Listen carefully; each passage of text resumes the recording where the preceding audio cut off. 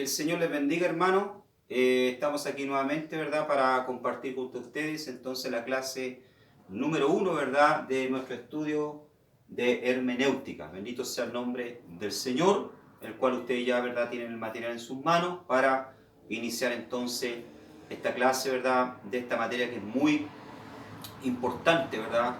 Tanto como la homilética también, ¿verdad? La hermenéutica nos va a permitir entonces aprender, ¿verdad?, cómo interpretar la Biblia, ¿ya? Para no caer, ¿verdad?, en errores doctrinales, ¿verdad? Bendito sea el nombre del Señor, los cuales hoy en día, ¿verdad?, muchos están cometiendo. Vamos entonces hacia la página número 2 y vamos a ver entonces ahí, ¿verdad?, la importancia del estudio, ¿verdad?, de una, ¿verdad?, o de la hermenéutica bíblica. Vamos entonces así con la clase número 1. Ahí usted tiene su Biblia en la mano, ¿verdad? Su material. Clase número 1 entonces de hermenéutica bíblica. La importancia del estudio en la página entonces número 2 dice: la hermenéutica es una ciencia desconocida para muchos hermanos en la iglesia, dice.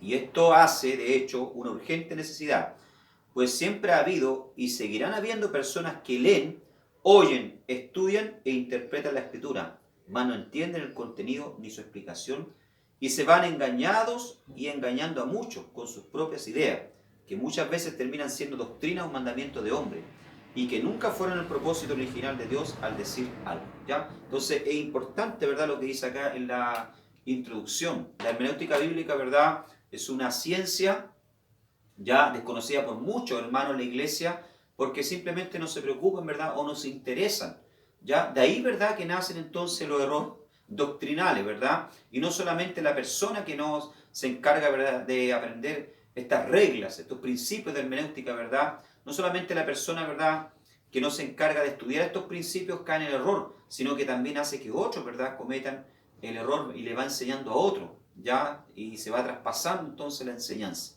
Lo que nosotros enseñamos, ¿verdad?, es muy importante, porque puede cambiar vida, ¿verdad?, y marca la vida para toda la vida de la persona, ¿ya? Entonces, por eso es importante conocer las reglas de hermenéutica, de interpretación bíblica, para poder así, ¿verdad?, hacer una sana interpretación de la Escritura y una correcta interpretación de la Escritura.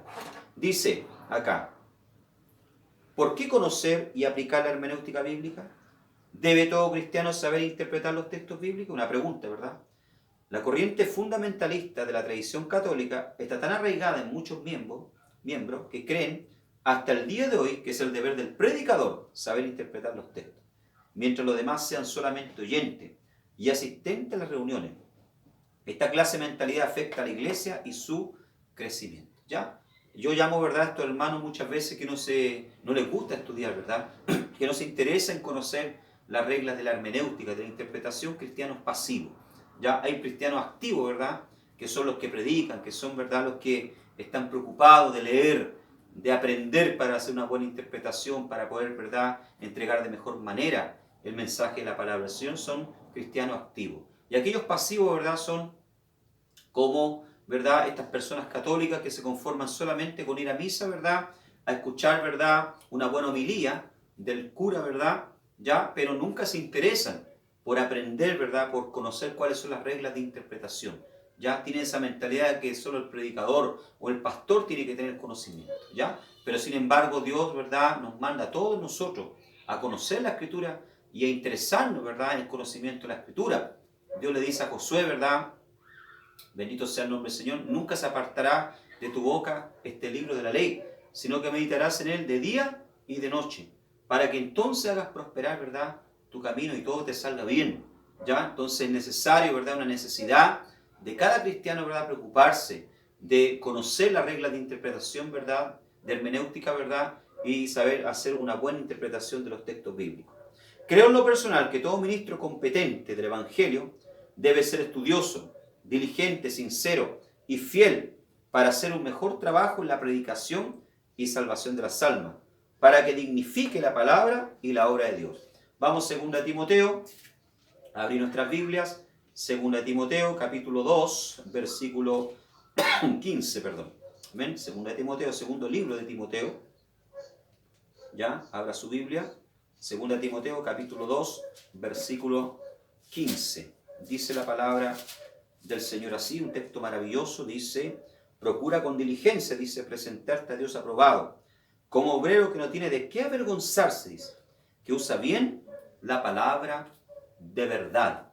¿Ya? Bendito sea el nombre del Señor. Otra traducción dice que corta bien, ¿ya? Que corta derecho, que corta recto. Saber, ¿verdad? Utilizar bien la palabra de Dios. Para ser buenos predicadores, para ser buenos maestros, tenemos que procurar con diligencia presentarnos a Dios delante de Él, ¿verdad? Como obreros aprobados, que usan bien, que cortan bien, que trazan bien la verdad, la palabra de verdad. Y para eso, ¿verdad? Hay que tener una dedicación, dedicar, ¿verdad? Una carga horaria de estudio, de dedicación, ya de escribir, de analizar comentarios, ¿verdad? Leer libros, bendito sea el nombre del Señor, para poder trazar bien la palabra de verdad y poder llevar un buen alimento a las almas, ¿verdad? Que necesitan. Y esto se hace necesario, ¿verdad? Para los miembros de la iglesia, pero también mucho más, ¿verdad? Para quien es pastor, para quien es líder. Con mayor razón, ¿verdad? Tiene que estar preparado, ser preparado en cuanto al conocimiento de la palabra del Señor. Por tanto, dice, página número 3, por tanto, dice, el estudio de la hermenéutica bíblica se hace necesario por 4 razones, dice. Primero, por causa de tanta falsedad y enseñanza torcida en el mundo religioso. Podemos ver hoy en día, ¿verdad? Tanta falsedad, hermano. Cómo distorsionan, ¿verdad?, la enseñanza bíblica.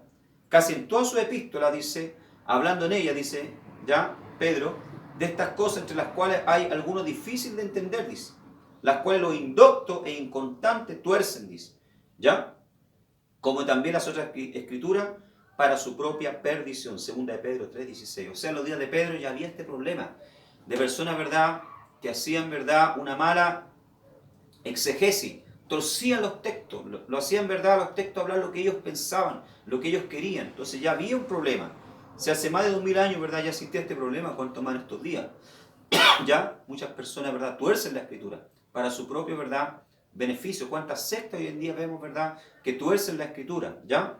En segundo lugar, ¿verdad?, el estudio de la hermenéutica se hace necesario por causa de la negligencia e inconstancia que hay en hombres que requieren ser idóneos en el ministerio para buenas, sanas y poderosas predicaciones y clases para la gloria de Dios.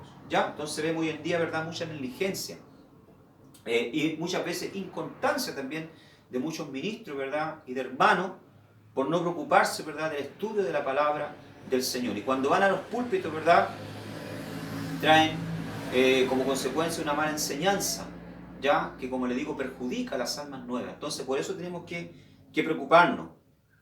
Pablo dice en 2 Timoteo 2:2, lo que has oído de mí ante muchos testigos, esto encarga a hombres fieles que sean idóneos para enseñar también a otros. ¿Ya? Fidelidad, hombres que sean fieles y que sean también idóneos, aptos, capaces para poder, ¿verdad?, enseñar a otros. Tercer lugar, ¿verdad?, el estudio de la hermenéutica se hace necesario por causa de que todo cristiano es mandado a escudriñar la Escritura y a estar siempre preparado. ¿Ya? 1 Pedro 3:15 dice, sino santificad a Dios el Señor en vuestros corazones. Y está siempre preparado, dice, para presentar defensa con mansedumbre y reverencia ante todo el que os demande razón de la esperanza que hay en vosotros. O sea, el cristiano siempre debería estar preparado. El predicador siempre debería estar preparado. ¿Ya? Por eso se hace necesario el estudio, el conocimiento, ¿verdad?, de la hermenéutica bíblica. ¿Ya? Punto número 4. ¿Por qué se hace necesario el estudio de la hermenéutica? Por causa del pecado y del padre de la mentira, dice, el cual oscurece el entendimiento de las personas para que no entiendan la escritura, dice. ¿Ya? 2 Corintios 4:4 dice, los cuales el Dios de este siglo cegó el entendimiento de los incrédulos para que no resplandezca la luz del evangelio de la gloria de Cristo, el cual es la imagen de Dios. ¿Ya? Entonces vemos hoy en día, ¿verdad?, como muchas personas tienen su entendimiento entenebrecido, no comprenden las verdades bíblicas, ¿ya? Y por eso que tienen una mala imagen de Cristo, ¿verdad?, de la iglesia, de los siervos de Dios. ¿Ya? Entonces se hace necesario el estudio, ¿verdad?, de la hermenéutica para poder traer luz a esas personas que están en tinieblas. Bendito sea el nombre del Señor, para poder esclarecerles las verdades bíblicas. ¿Ya? Bien, pasamos entonces, seguimos en la página 3. Definición entonces de la palabra hermenéutica. La hermenéutica es la ciencia de la teología exegética, dice, que se ocupa de la comprensión de los textos y que formula, estudia y critica los métodos de la interpretación y el modo de la aplicación correctamente. ¿Ya? O sea, la hermenéutica, ¿verdad? La ciencia de la teología entonces exegética que se ocupa de la comprensión de los textos. ¿Ya? La hermenéutica a usted le va a ayudarle a comprender, ¿verdad?, los textos y cómo aplicarlos, cómo hacer, ¿verdad?, una sana, ya por decirlo así, interpretación de las escrituras. Entonces es una herramienta, ¿verdad?, muy importante, sobre todo para quienes predican y enseñan la palabra del Señor. Página 3. La hermenéutica y la exegesis. ¿Ya? La hermenéutica y la exegesis. Vamos a ver entonces el significado de esta palabra tan importante dentro de la hermenéutica, ¿verdad?, que es exegesis. ¿Ya? ¿Qué es exegesis? ¿Ya? Exegesis dice la ciencia que se encarga de la interpretación y la aplicación. ¿Ya? O sea, eso es el exegesis, ¿verdad? Se encarga, ¿verdad?, de la interpretación y la explicación de lo que dice el texto bíblico. Pues el propósito de la exegesis es descubrir el propósito original del autor. ¿Qué es lo que el autor quiso decir? ¿Ya? Todo exegeta, así se le llama, ¿verdad?, a los que practican la exegesis, o intérprete, debe saber explicar y definir el significado del texto en todo su alcance histórico y mesiánico, dice. Esta ciencia se enfoca en el comentario de pasajes por pasaje y hasta de palabras por palabras. O sea, interpretar, ¿verdad?, un texto bíblico pasaje por pasaje, capítulo por capítulo, versículo por versículo, palabra por palabra. La exegesis, por tanto, es fundamentalmente histórica, dice. Las palabras e ideas bíblicas deben ser predicadas como debieron escucharlas, ¿ya?, los destinatarios o recipientes del mensaje original. Esta es la tarea de un buen exegeta, ¿ya? O sea, un exegeta, ¿verdad?, es una persona que interpreta a la luz de la historia, ¿ya?, y de una buena hermenéutica, ¿verdad?, los textos bíblicos. De tal manera, ¿verdad?, que hace una aplicación sana. ¿Ya? No solo interpreta, sino que también aplica, ¿ya?, lo que está interpretando, ¿ya?, versículo por versículo, capítulo por capítulo, palabra por palabra. ¿Ya?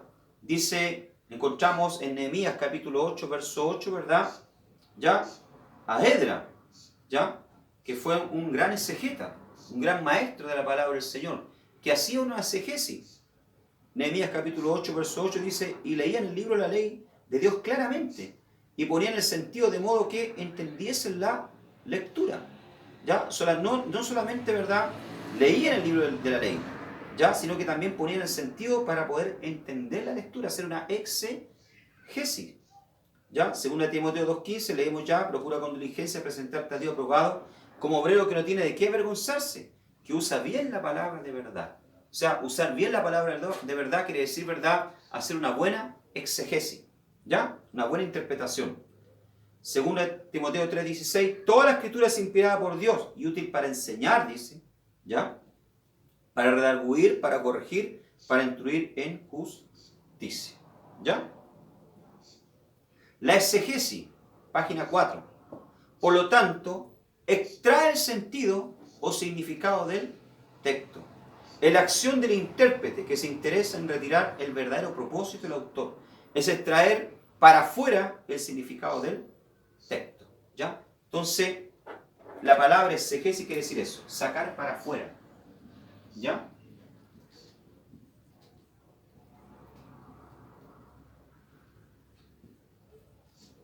¿Ya? Eso quiere decir la palabra exegesis, sacar para afuera el verdadero significado, ¿verdad?, del texto. Por ejemplo, Romanos capítulo 1, verso 16 dice Pablo, porque yo no me avergüenzo del Evangelio, porque es poder de Dios para salvación a todo aquel que cree.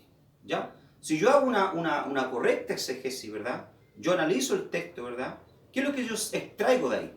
¿Ya? En primer lugar, ¿verdad?, Pablo no sentía vergüenza del Evangelio, no se avergonzaba, ¿ya?, de este Evangelio. La palabra Evangelio quiere decir buenas nuevas, ¿ya?, de salvación. ¿Ya? Dice, no me avergüenzo del Evangelio porque es poder de Dios. ¿Ya? La palabra poder en griego, ¿verdad?, es dunamis. ¿Ya? Bendito sea el nombre del Señor. Es un poder energético. Es un poder que da vida. ¿Ya? Eso quiere decir.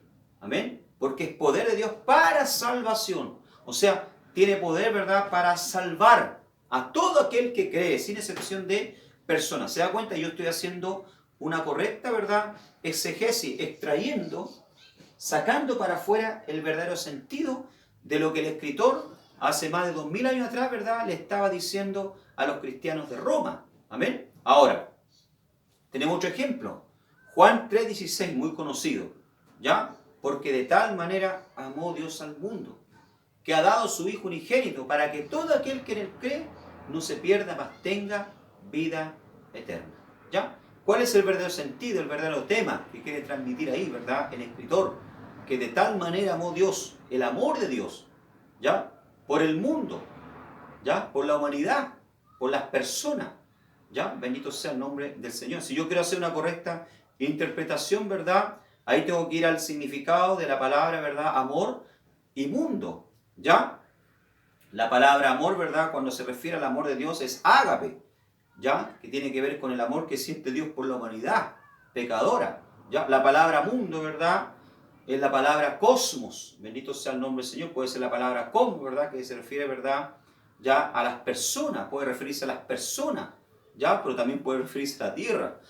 Amén. Hay varias palabras, ¿verdad?, para mundo. Entonces, para hacer una buena interpretación, ¿verdad?, una buena exégesis, sacar para afuera el sentido real de lo que el escritor está diciendo, yo tengo que analizar el texto, procurar diccionario bíblico, un comentario bíblico, ya, si es posible, ¿verdad?, un diccionario en griego, para ver las palabras en griego, cuál es el significado, ¿ya? Entonces, eso es exegesis, sacar para afuera el verdadero sentido de lo que el escritor está enseñando o diciendo, ¿ya? Eso vendría siendo entonces la exegesis. Por lo tanto, extrae el sentido o significado del texto. Es la acción del intérprete que se interesa en retirar el verdadero propósito del autor, es extraer para afuera el significado del texto. Ahora, después tenemos entonces la eisegesis, ¿ya?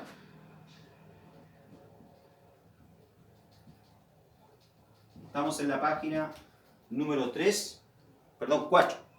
Y acá tenemos otra palabra diferente, eisegesis. ¿Ya? Primero tenemos la exegesis, ¿verdad?, que es sacar para afuera. La eisegesis, ¿verdad? En la eisegesis, ¿verdad?, ocurre, dice, lo contrario. No le interesa al hermeneuta o intérprete lo que el texto dice. Esto es, él no se preocupa en extraer el verdadero significado del pasaje en cuestión, mas le da al texto un sentido diferente a aquel que contenía el mismo. En palabras más simples, tuerce el significado y obliga al texto a decir o declarar algo que no se encuentra en la Escritura. La mayoría de los predicadores y ministros practican la eisegesis tristemente. ¿Ya? Entonces, hermano, la eisegesis es torcer el texto. ¿Ya?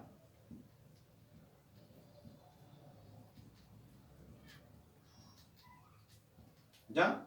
Si exegesis era sacar para afuera, ¿verdad?, la verdad bíblica, la eisegesis se encarga de torcer el texto, o sea, obligar al texto a decir algo que yo pienso, que yo creo, ¿verdad? Porque no me di el tiempo de estudiarlo el texto, porque no me di el tiempo, ¿verdad?, de buscar el significado de las palabras, ¿verdad?, o de leer, ¿verdad?, algún comentario bíblico que me esclareciese, ¿verdad?, lo que quiere decir el texto. Entonces, eso viene siendo una eisegesis.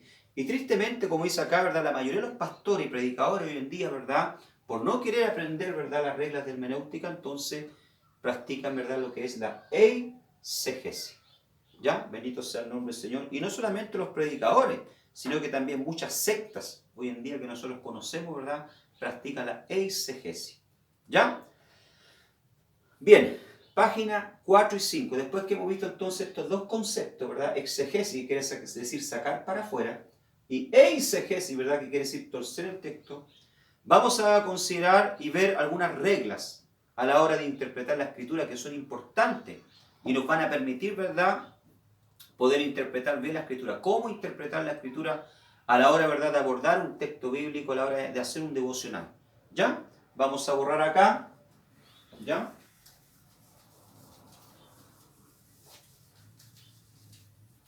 Vamos a borrar acá. Bien. Reglas a considerar a la hora de interpretar la Escritura.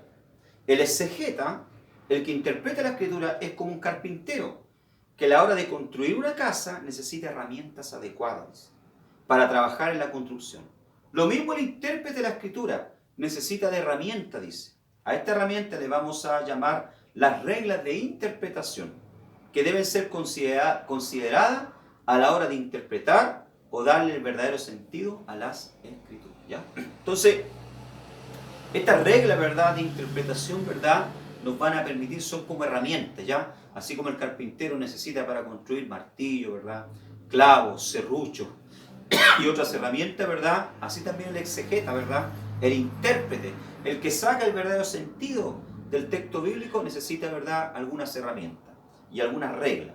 Primero, regla número 1, considere el contexto, dice, del texto. A la hora de usted abordar, ¿verdad?, un pasaje, considere el contexto. ¿Qué quiere decir esto?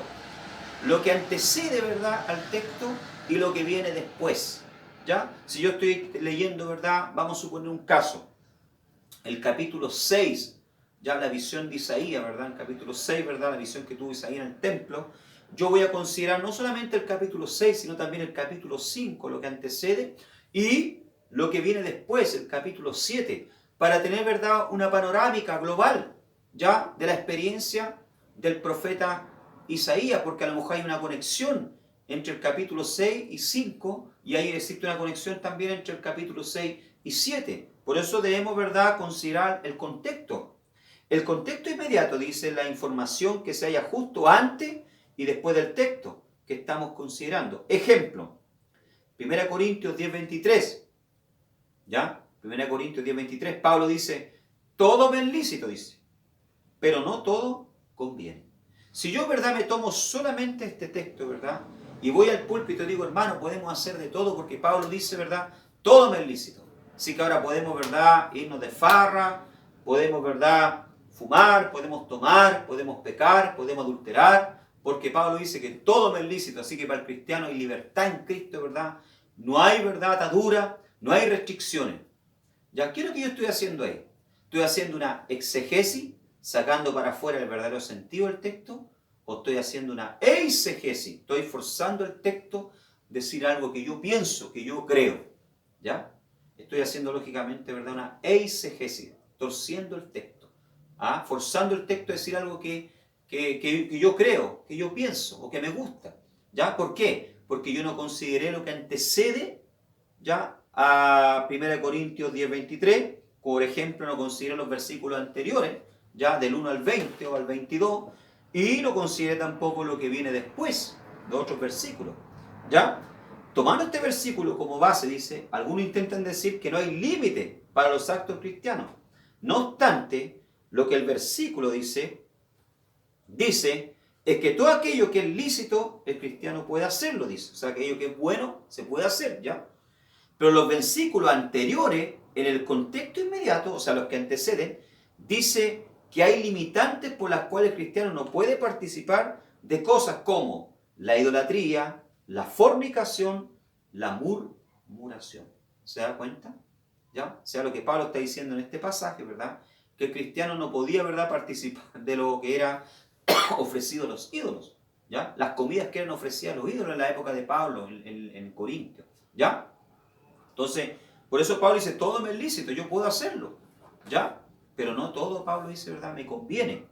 El contexto inmediato, o sea, el siguiente, el comer de los sacrificados a los ídolos es lícito, dice, pero no es necesariamente conveniente si ello causa de que el hermano débil caiga de nuevo en la idolatría. O sea, Pablo le está diciendo, ustedes si quieren, ¿verdad?, porque ustedes a lo mejor son cristianos maduros, pueden sentarse a la mesa, ¿verdad?, con un impío, y el impío le puede decir a usted, ¿verdad?, que la comida, el pollo que están comiendo, la carne que están comiendo fue ofrecida a la diosa Diana, ¿ya? Y ustedes no van a tener problema porque ustedes creen en Cristo, creen en Dios, ¿verdad?, y saben que hay un solo Dios, ya tanto en el cielo como en la tierra.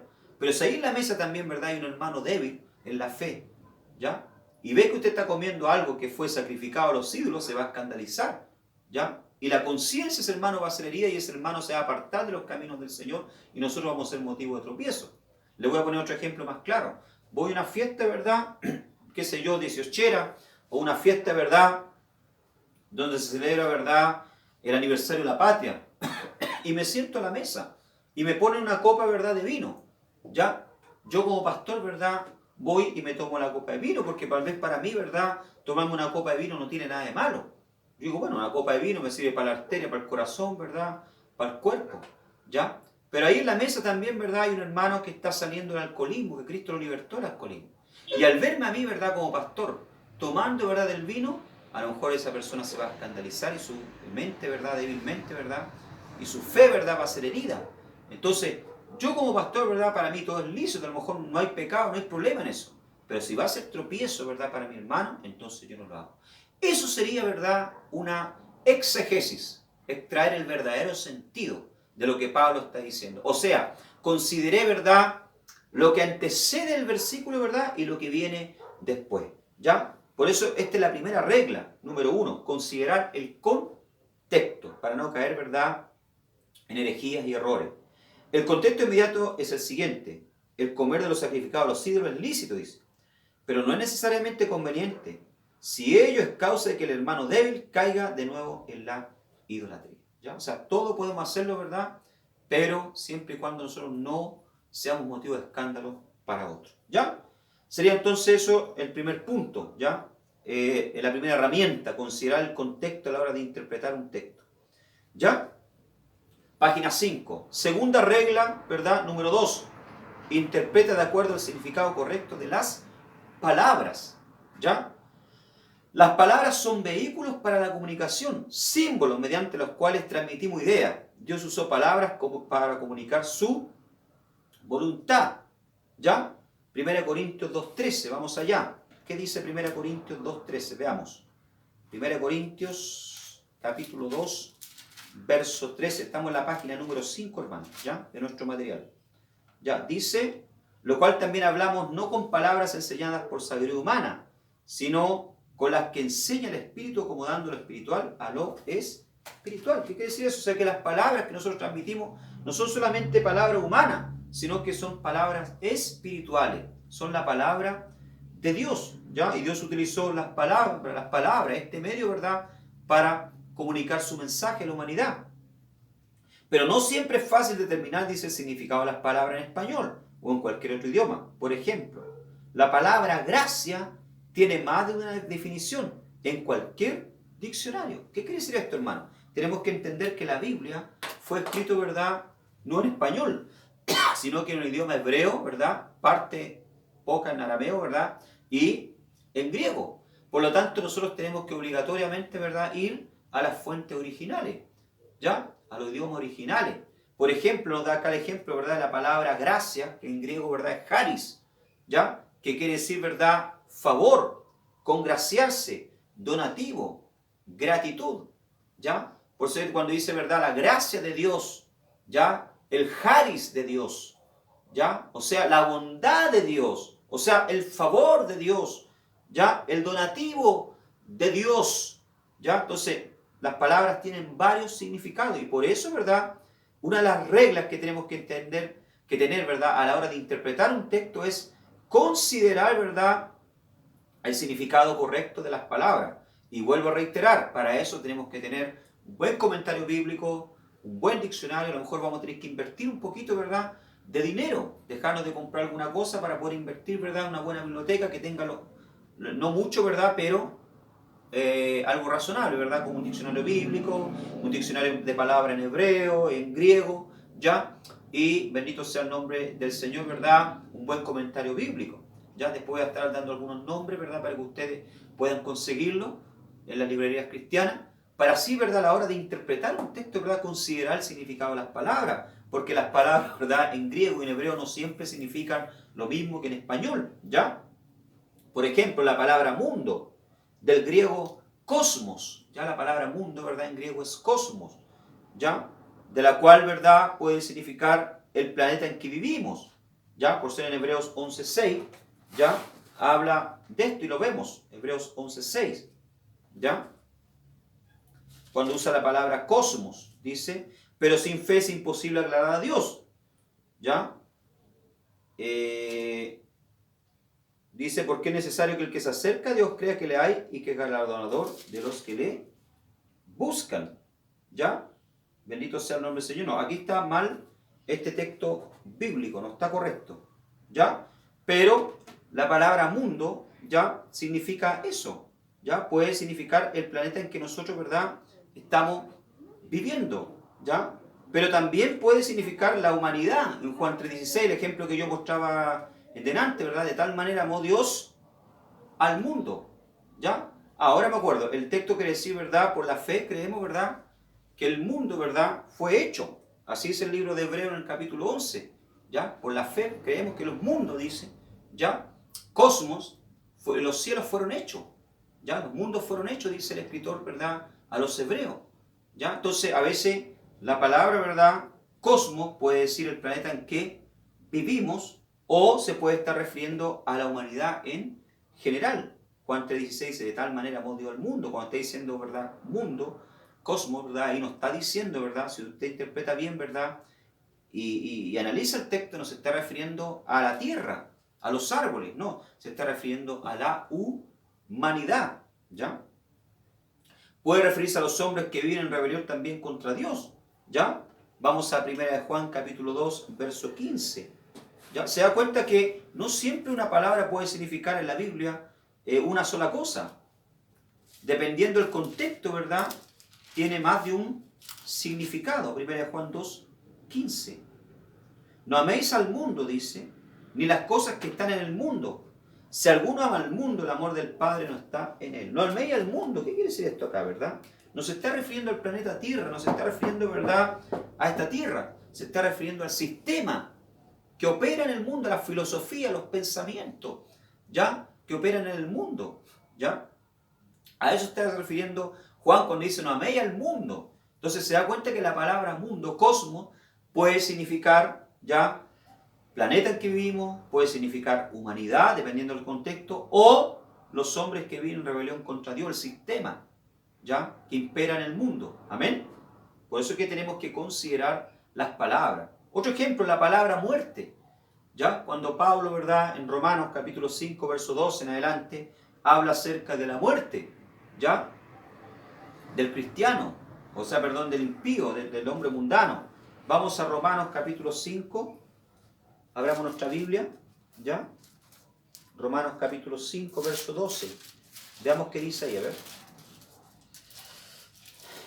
Romanos 5, 12 dice, por tanto, como el pecado entró al mundo, ya aquí encontramos la palabra cosmos nuevamente, por un hombre, dice, y por el pecado la muerte. Así la muerte pasó a todos los hombres por cuanto todos pecaron. Ya, la palabra muerte, ahí, ¿verdad?, puede significar, ¿verdad?, muerte física. Se puede referir a muerte física, ¿verdad? Ya, bendito sea el nombre del Señor. O también se puede referir a muerte espiritual. Sabemos que el significado básico de la palabra muerte ya es separación. Eso quiere decir la palabra muerte, ¿verdad?, tanto en el griego como en el hebreo. Separación, ¿verdad? Por eso cuando la persona muere, se separa ¿qué? Se separa el alma, ¿verdad?, el espíritu del cuerpo. ¿Ya? Eso quiere decir la palabra muerte. ¿Ya? Separación. ¿Ya? Entonces vemos que puede tener, ¿verdad?, más de un significado. Se puede referir a la muerte física o a la muerte espiritual. Vamos a Santiago 2.26, abramos nuestra Biblia para ver estos ejemplos. Santiago 2.26 dice, porque como el cuerpo sin espíritu está muerto, así también la fe sin obra está muerta. Entonces aquí claramente se está refiriendo, ¿verdad?, cuando habla de muerte, aquí está hablando de muerte física, ¿ya? Pero también la Escritura, ¿verdad?, cuando habla de muerte espiritual. Entonces, según el contexto tenemos que analizar, ¿ya?, para hacer una buena exegesis, ¿ya? Bien, por ejemplo, la palabra carne, ¿ya?, en la Escritura, ¿verdad?, puede referirse, ¿verdad?, a lo que recubre nuestros huesos, ¿ya? Se puede referir a esta carne, que en griego es shark, ¿verdad? Amén, bendito sea el nombre del Señor, ¿ya? O también puede estarse refiriendo a las pasiones pecaminosas que batallan nuestra alma, que no tiene nada que ver con shark, con esta, de aquí viene la palabra sharki. Puede ser la palabra soma, que se refiere, ¿verdad?, a los pecados que combaten el alma, ¿ya? Pablo aquí habla, ¿verdad?, en Romanos 7, 5, 8, 12, de las pasiones pecaminosas. Ahí Pablo, ¿verdad?, usa la palabra soma, ¿ya?, refiriéndose, ¿verdad?, a lo que combate, ¿verdad?, los pecados, los deseos que combaten el alma, ¿ya? Entonces se da cuenta que la palabra griega puede significar una cosa u otra. Por eso a la hora de interpretar el texto tenemos que considerar el contexto, ¿verdad?, de lo que Pablo está hablando, para fijarnos de qué está hablando, y también tener a la mano, ¿verdad?, un buen diccionario, como digo, bíblico, ¿verdad?, o un buen comentario, para ver si la palabra que está usando es shar o soma, para poder interpretar bien el texto, ¿ya? Entonces, en la regla número 2 debemos interpretar de acuerdo al significado correcto de las palabras, ¿ya? Bien, regla, y ahí llegamos entonces a la regla número 3. Para poder interpretar el pasaje a la luz de su contexto, debemos hacerlo de una forma histórica, geográfica y cultural, ¿ya? O sea, si queremos interpretar bien, ¿verdad?, tenemos que considerar 3 cosas. El contexto histórico del texto, ¿verdad?, geográfico y cultural. Estamos en la página 5, ¿ya? Por ejemplo, cuando hablamos de asuntos con trasfondo cultural, hay textos, ¿verdad?, que tienen un trasfondo cultural que nosotros no entendemos, ¿ya? Debemos entender una cosa, que la Biblia fue escrita en un trasfondo cultural no occidental como el nuestro, en el cual vivimos, sino, ¿verdad?, en otro contexto, en un contexto totalmente, ¿verdad?, diferente, en un contexto judío, hebreo, ¿ya? Muy diferente al contexto occidental. Amén. Bendito sea el nombre del Señor. Un contexto oriental. Amén. Dice, por ejemplo, en Juan capítulo 13, verso 3 al 5, ¿verdad? Jesús, ¿verdad?, sabiendo ya que iba a partir con el Padre y que se acercaba a la cruz, ¿verdad?, la muerte de él, ¿verdad?, dice la palabra del Señor que se saca una toalla, ¿verdad?, y trae una palangana y comienza a lavar los pies, ¿verdad?, a Pedro, delante, ¿verdad?, de sus discípulos. Bendito sea el nombre del Señor. ¿Ya? En Juan capítulo 13, verso 3 al 5. Vamos allá, vamos a analizar este texto para verlo. ¿Amén? Aquí nosotros encontramos un texto, ¿verdad?, con un trasfondo cultural, ¿ya? Algo que era una costumbre de la época, ¿ya? Juan capítulo 13, verso 3 al 5. Sabiendo que Jesús, que el Padre le había dado todas las cosas en las manos y que había salido de Dios y a Dios iba, se levantó de la cena y se quitó su manto y tomando una toalla se la ciñó, dice. ¿Ya? Luego puso agua en un lebrillo y comenzó a lavar los pies de los discípulos y a enjugarlos con la toalla con que estaba ceñido. ¿Ya? Entonces vino a Simón Pedro y Pedro le dijo, Señor, tú me lavas los pies, dice. Respondiendo Jesús le dijo, lo que yo hago, tú no lo comprendes ahora, mas lo entenderás después. Si yo me quedo solamente con estos versículos, ¿verdad?, y no analizo el contexto y el texto que antecede, ¿verdad?, voy a sacar una doctrina acá y comenzar a decir, ¿verdad?, como lo hacen muchas iglesias hoy en día, ¿verdad?, hay que lavar los pies, ¿ya?, de los hermanos, ¿ya? ¿Por qué? Bendito sea el nombre del Señor, ¿verdad?, porque Cristo lo hizo, ¿ya? Y es bíblico, y claro que es bíblico, pero tenemos que mirar no solamente el contexto y el texto, no me basta para poder entender por qué Jesús hizo esto. Tengo que mirar el trasfondo cultural, ¿ya? Que eso era, ¿verdad?, una costumbre de la época. ¿Por qué? ¿Ya? El lavamiento de los pies era una costumbre muy antigua, dice. La razón es que ellos vivían en una región muy polvorienta y se transportaban muchas veces a pie, dice. ¿Ya? Incluso Abraham, ¿verdad?, en Génesis capítulo 18, verso 1 al 4, ¿verdad?, cuando los ángeles se dirigían, ¿verdad?, a destruir Sodoma y Gomorra, invitó a sus invitados, ¿verdad?, a su tienda para lavar sus pies, ¿verdad?, bendito sea el nombre del Señor, y darles de comer, porque era una costumbre, era, ¿verdad?, un trabajo que hacía el esclavo, el obed, ¿ya?, el esclavo de la época, que servía en la casa, el empleado, ¿verdad?, cuando su señor llegaba, o una visita, o alguien de afuera, ¿verdad?, lo primero que se hacía, ¿verdad?, era sacarle las sandalias. ¿Ya? Recuerden ustedes que en la época se usaban sandalias, no se usaban zapatos cerrados. Sacarle las sandalias, ¿verdad?, y traer, ¿verdad?, una palangana, ¿verdad?, una toalla, y lavarle los pies. Era una cortesía, un servicio que se hacía, pero lo hacían los esclavos. Vuelvo a repetir, lo hacían los obed, los esclavos de la casa, los empleados. Eso no era un trabajo, ¿verdad?, que lo hacía el dueño de la casa o la dueña de la casa. ¿Por qué? Porque la ciudad de, ¿verdad?, de Jerusalén, la ciudad de Israel, ¿verdad?, eran polvorientas, no había un sistema, ¿verdad?, de empedrado o de asfalto como el tenemos hoy en día nosotros. Entonces, aquí nosotros, ¿qué es lo que vemos? Vemos un trasfondo cultural. Lo que Jesús está queriendo hacer acá, ¿verdad?, es cuando toma, ¿verdad?, esta toalla y esta palangana, está haciendo, ¿verdad?, el trabajo del obed, del esclavo.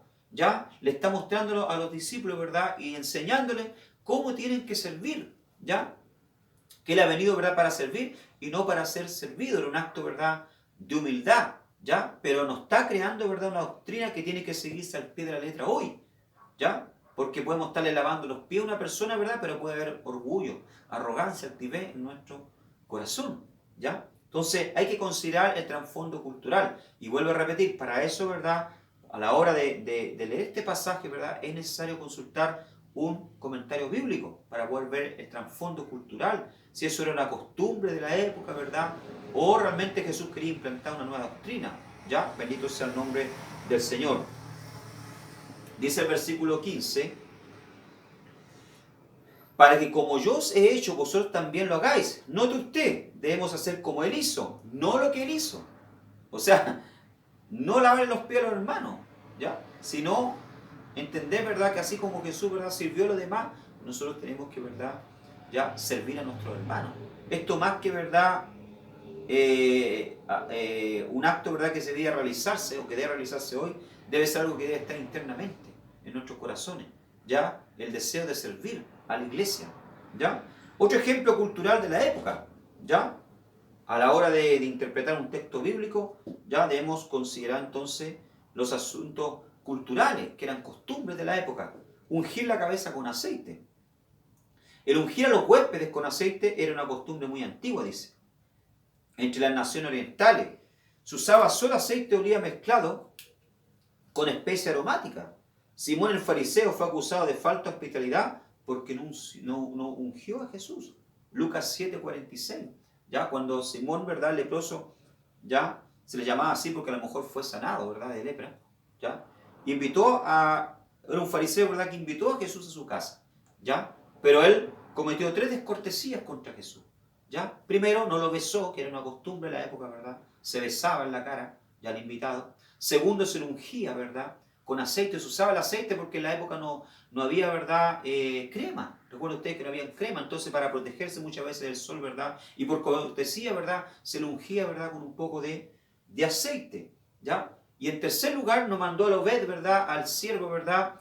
A lavarle los pies, ¿ya? O sea, cometió 3 descortesías contra el maestro. ¿Por qué? Porque este fariseo, ¿verdad? No estaba preocupado, ¿verdad? De ofrecerle, darle una buena atención a Jesús, sino que estaba preocupado de saber qué es lo que Jesús enseñaba, o qué es lo que pensaba, o qué nueva doctrina él traía. Pero la mujer, ¿verdad? Pecadora, que entra con un vaso de alabastro, ¿verdad? Cumple las 3 cosas, ¿verdad? Y hace las 3 cosas que Simón el fariseo no hizo. Primero, ¿verdad? Unge a Jesús, ¿verdad? Con un vaso de alabastro, ¿ya? Segundo, dice la palabra del Señor que con sus lágrimas le lava los pies a Jesús y con sus cabellos, ¿verdad? Se los seca. Bendito sea el nombre del Señor. Entonces, tenemos que mirar, ¿verdad? Que esto era, ¿verdad? Algo cultural de la época, el ungir con aceite. Ahora yo no puedo tener culto, ¿verdad? Hacer una nueva doctrina y decir, ¿verdad, hermanos? Porque Jesús, ¿verdad? Dijo que hay que ungir con aceite, vamos a ungir a todo el mundo. Y yo salgo ungiendo a todo el mundo. Es claro que la Biblia nos manda a ungir con aceite. ¿Pero a quiénes? A los enfermos, a los que están enfermos. ¿Ya? ¿Por qué? Porque el aceite, ¿verdad? La unción del aceite es símbolo del Espíritu Santo. Entonces, para hacer una buena interpretación, ¿verdad? Yo tengo que ir al contexto bíblico, ¿ya? Y observar, ¿verdad? Si lo que se está realizando ahí, ¿verdad? Es algo, ¿verdad? Cultural de la época. ¿Amén? Muy bien.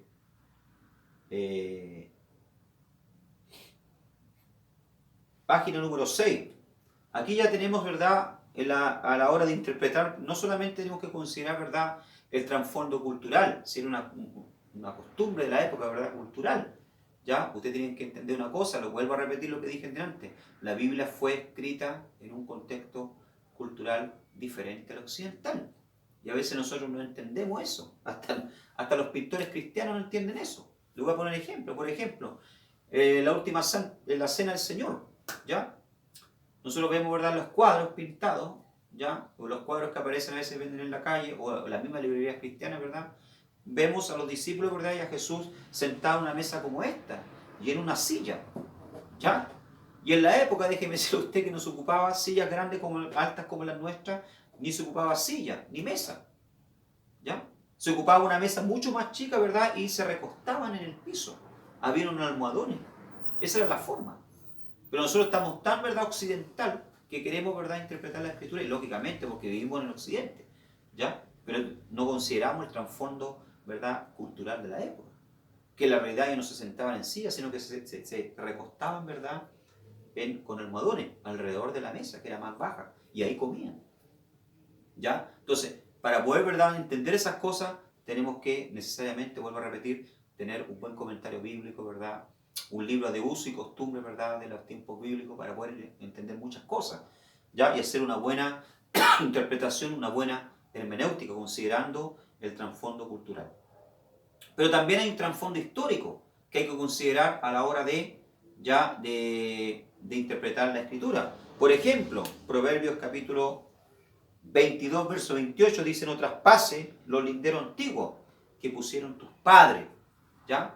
Está diciendo aquí un mandamiento del Señor: no traspase los linderos antiguos que pusieron tus padres. ¿Qué es lo que era un lindero, verdad? Un marco.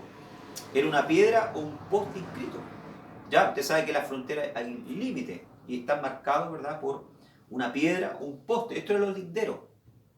¿Ya? Entonces, si yo quiero hacer una buena interpretación, ¿verdad?, literal, ¿verdad?, de lo que el texto dice, ¿verdad?, tengo que considerar acá lo que dice.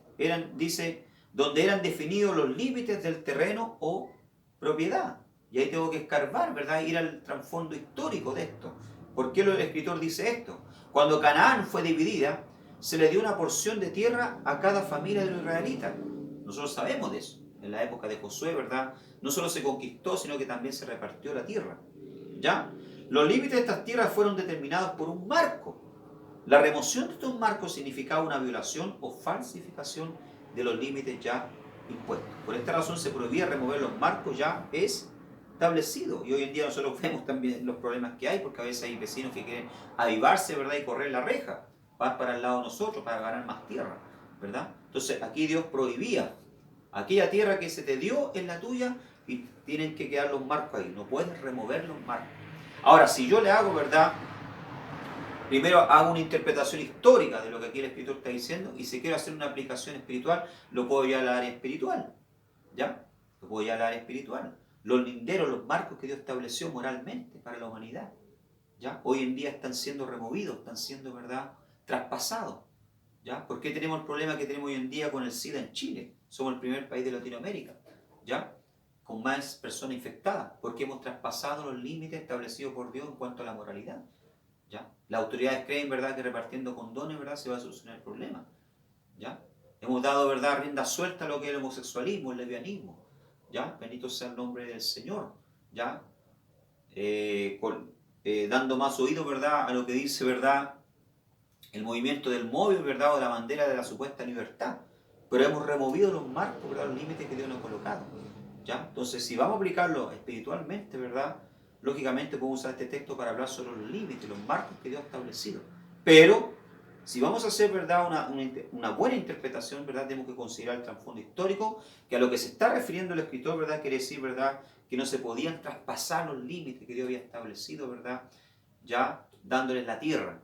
Ya tenían que conservar sus tierras, ¿verdad?, dentro de los límites que Dios le había dado a cada tribu, a cada persona. No se podían traspasar, ¿verdad?, los linderos, ya las rejas. Amén. Bendito sea el nombre del Señor. De eso se está tratando. Por eso hay que considerar, ¿verdad?, el trasfondo histórico. ¿Ya? Tenemos otro ejemplo. ¿Ya? Aquí tenemos otro ejemplo de trasfondo cultural de la época. ¿Ya? Por ejemplo, si un hombre rehusaba casarse con la viuda de su hermano, ésta le quitaba la sandalia y le escupía en la cara. Eso lo vemos en Ruth capítulo 4. ¿Ya? 4. Vamos allá. Libro de Ruth, capítulo 4. ¿Ya? Ruth, capítulo 4, versos 7 y 8. Amén. Vamos a ver lo que dice acá el pasaje, ¿ya?, de Ruth, capítulo 4. ¿Ya? Y aquí nos muestra claramente, ¿verdad?, el Señor, ya el ejemplo de Ruth cuando, bendito sea el nombre del Señor, ¿verdad?, era una costumbre de la época, ¿ya?, que el pariente, ¿verdad?, cercano redimiese. Existía la ley llamada, ¿verdad?, del derivato. Bendito sea el nombre del Señor. Amén.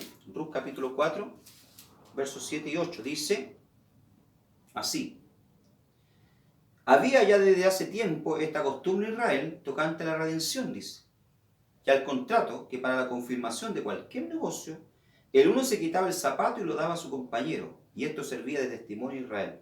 Entonces el pariente dijo a vos, tómalo, y se quitó el zapato. ¿Cómo entendemos esto nosotros? ¿Ya? La persona va, se saca el zapato y se lo pasa al otro. ¿Cómo entendemos esto? ¿Ya? Era una costumbre, por eso le digo, ahí tenemos que ir, ¿verdad? Escarbar, ¿verdad? Para hacer una buena interpretación, ¿verdad? Buscar un diccionario bíblico, buscar un comentario bíblico para poder entender el trasfondo cultural. Cuando se sellaba un negocio en la época, ¿verdad? Se sacaba una persona, ¿verdad? Se iba a comprar un terreno y quería sellar el negocio, ¿verdad? Se sacaba el zapato y se lo entregaba a la otra persona, un zapato, ¿ya? Y eso era una prueba, ¿verdad? Era como, qué sé yo, un papel, ¿verdad? Que garantizaba, ¿verdad? Que se hizo esa transacción. Pero también, ¿verdad? Existía la costumbre en la época, que la ley del derivato, ¿verdad? Cuando moría el esposo, ¿ya? De la mujer, el hermano, la ley mandaba que el hermano, ¿verdad? La asumiese como esposa juntamente con los hijos, si había hijos. Pero si ese hermano, ¿verdad? Del fallecido no quería asumir la esposa, ¿verdad? La mujer iba para la casa de él, ¿verdad? Delante de todos, ¿verdad? De los testigos, ¿verdad? Y tomaba el zapato, ¿verdad? Se lo tiraba, ¿verdad? Y le escupía. Para que todo el mundo supiese, ¿verdad? Que él no quiso cumplir, ¿verdad? La ley del derivato y era conocido, ¿verdad? Como aquel, ¿verdad? Que no cumplió la ley del derivato. ¿Ya? Ahora, ¿cómo nosotros entendemos eso? ¿Ya? Era un trasfondo, ¿verdad? Cultural y para eso tenemos que entonces recurrir a la escritura. No sé si ustedes se acuerdan años atrás, ¿verdad? Cuando me parece que el presidente Bush, ya de los Estados Unidos, visitó un país árabe, ¿verdad? Y estaba en plena, ¿verdad? Conferencia cuando de repente, ¿verdad? Un reportero se saca el zapato, ¿verdad? Y se lo lanza, ¿ya? ¿Qué le estaba queriendo decir a ese reportero? Es una costumbre árabe. Lanzarle el zapato allá, ¿verdad? A una persona, ¿verdad? ¿Ah? Es una ofensa terrible, ¿ya? Es peor que decirle una grosería, un palabrón, ¿ya? ¿Por qué? Porque eso es algo que tiene un trasfondo cultural. Nosotros, claro, los occidentales no lo entendemos, pero quien viene del Oriente, ¿verdad? Lo entiende, ¿ya? Como muchas también cosas, los orientales no entienden de los occidentales, ¿por qué las hacemos? Para eso hay que entender el trasfondo cultural, ¿ya? Y en la escritura pasa lo mismo, ¿amén? Bien, para terminar, tenemos también el trasfondo geográfico, ¿ya? Los galileos no eran muy bien mirados, dice, por los judíos, o fariseos por causa que vivían en una de las regiones más apartadas de Jerusalén, por su situación geográfica. Sus fronteras lindaban con las de las naciones paganas, teniendo de este modo más contacto con los extranjeros, los cuales no eran bien mirados por los judíos de Jerusalén.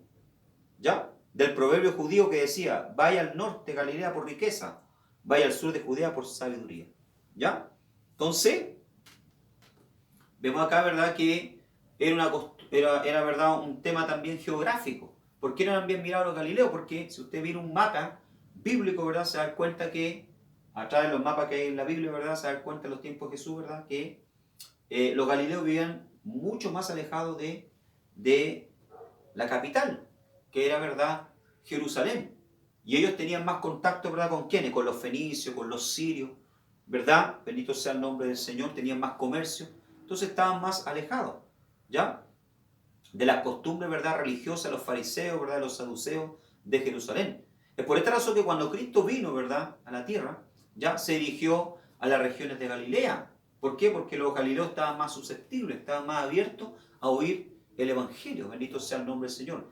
¿Ya? Estaban más preparados, ya que los propios que vivían en Jerusalén, ¿verdad? Que tenían sus propias ideas, ¿ya? Eran muy radicales en todas sus costumbres, ¿ya? Entonces los galileos, por esa razón, ¿verdad? No eran, ¿verdad? Bien mirados. Por eso que a la hora de interpretar también tenemos que considerar el trasfondo geográfico, o sea, entrar a mirar, ¿verdad? La ubicación, ¿verdad? De la ciudad geográficamente a través de un mapa, entender, ¿verdad? Por qué no eran bien mirados, dónde vivían, en qué situación vivían, si vivían en el desierto, si vivían cerca de un río, bendito sea el nombre del Señor, si vivían en ciudad o si vivían como nómadas en el desierto, en qué parte, ¿verdad? ¿Ya? Si eran del pueblo de Dios, si eran gentiles, etc. ¿Ya? Entonces, para tener una buena interpretación, siempre hay que considerar el trasfondo geográfico, histórico y cultural. Muy bien, vamos a dejar entonces la clase hasta aquí, ¿ya? La próxima semana vamos a estar hablando de las otras reglas de interpretación y de las figuras de lenguaje, ¿ya? Que nos da la hermenéutica ¿ya? Vamos a hablar de lo que es un símil, vamos a hablar de lo que es un tipo, ¿ya? De lo que es un símbolo, amén. Bendito sea el nombre del Señor, vamos a aprender, amén.